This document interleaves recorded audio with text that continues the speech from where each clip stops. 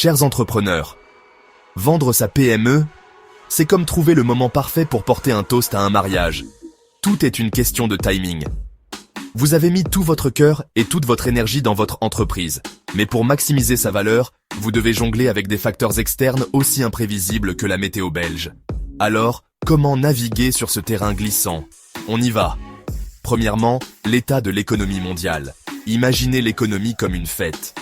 Quand ça bat son plein, tout le monde est d'humeur à investir et à acheter. Les acheteurs sont confiants et prêts à signer des chèques. Mais, pendant une récession, les acheteurs deviennent prudents, comptent chaque centime et négocient dur. Par exemple, une PME dans le secteur automobile obtiendra un meilleur prix lorsque l'économie est florissante et que la demande de nouveaux véhicules est élevée. À l'inverse, pendant un ralentissement, même une entreprise bien huilée peut sembler moins attrayante. Ensuite, les conditions spécifiques au secteur. Chaque industrie a ses hauts et ses bas. Les secteurs en plein essor, comme les énergies renouvelables ou la technologie, attirent les investisseurs avides, tandis que les industries en déclin peuvent voir leur attrait s'estomper. Vendre dans un secteur en plein boom, c'est comme prendre la vague parfaite. Dans un secteur en déclin, il faut être rapide et stratégique avant que l'intérêt ne s'évanouisse. Les taux d'intérêt sont un autre facteur clé.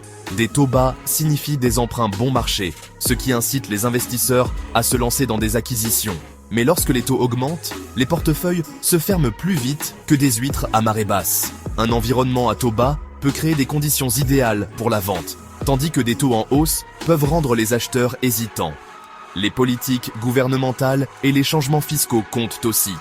De nouvelles subventions peuvent attirer les acheteurs comme des papillons de nuit vers une flamme, mais des réformes fiscales qui augmentent les coûts peuvent refroidir l'enthousiasme. Et n'oublions pas les tendances du marché des fusions et acquisitions.